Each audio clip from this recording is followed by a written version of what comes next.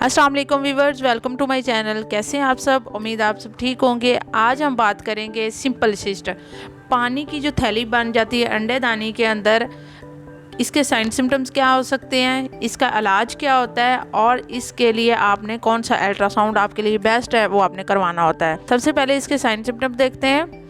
आपको पेन हो सकती है, पेट के निचले हिस्से में दर्द हो सकती है, उसके बाद एक साइड पे भी पेन हो सकती है, किसी भी साइड पे हो सकती है। जब आप यूरिन पास करोगे उस यूरिन के साथ आपको पेन हो सकती है। जब भी आप वॉशरूम जाओगे आपको पेन होगी। आपके पीरियड जो होंगे वो इनरेगुलर हो जाएंगे, कभी आप पीरियड्स होंगे कभी नहीं होंगे। इसके अलावा आपको इनफर्टिलिटी यानी आपको बांझपन का भी शिकार हो सकते हो आप इनफर्टिलिटी भी आपको हो सकती है। तो ये उसके साइन सिम्टम्स हैं जो कि एक सिस्ट में देखे जाते हैं। इसके अलावा इन्वेस्टिगेशन की बात की जाए, आपने इसको डायग्नोज कैसे करवाना है, तो सबसे पहले अपना अल्ट्रासाउंड करवाएं।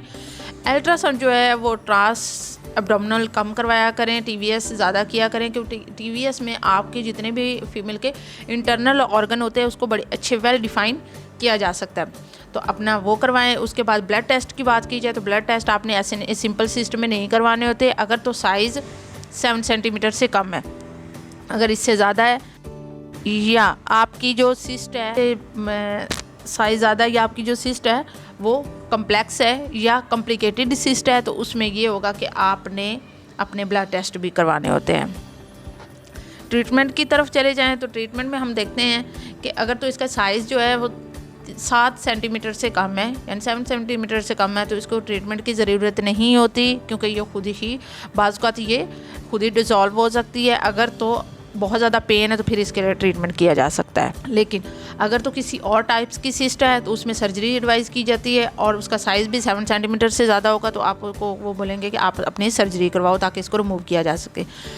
जो बेस्ट सर्जरी होती है वो लेप्रोस्कोपी होती है, क्योंकि अब दूसरी जो सर्जरीज होती हैं वो जब आप करवा रहे होते हैं तो उसमें एक तो आपको आपकी जो ओवरी होती है वो उसको डैमेज होने का ख़तरा होता है, क्योंकि आने वाले वक्त में आप प्रेगनेंसी के लिए अगर आप हमल के लिए ट्राई करते हो तो आपके लिए परेशानी हो सकती है, क्योंकि ओवरी से ही एक अंडा बनता है, और जब अंडे बनाने वाली वो जो मशीन है जो ओवरी है वो ही डैमेज हो जाएगी तो आपके अंडे नहीं बनेंगे और आने वाले वक्त में आप प्रेग्नेंट भी नहीं हो पाओगे।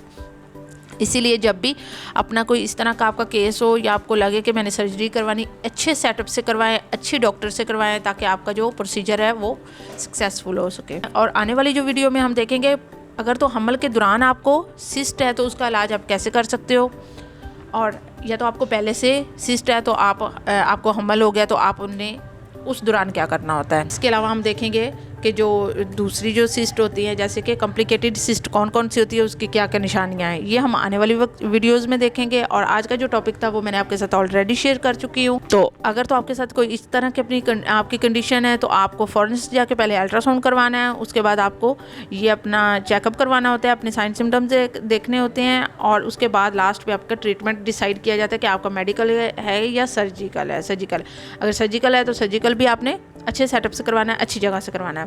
तो ये था आज का हमारा टॉपिक। उम्मीद है आपको मेरी वीडियो अच्छी लगी होगी, और इस वीडियो के मतलब कोई भी आपका क्वेश्चन हो आप कमेंट सेक्शन में पूछ सकते हैं। बहुत सारे पेशेंट्स ऑलरेडी पूछ रहे होते हैं, आपको भी कोई हो तो अगर आपका भी कोई कमेंट हो तो आप भी कमेंट सेक्शन में पूछ सकते हैं। तो अपना बहुत सारा ख्याल रखिएगा, दुआओं में याद रखिएगा। नेक्स्ट वीडियो तक के लिए अल्लाह हाफिज़।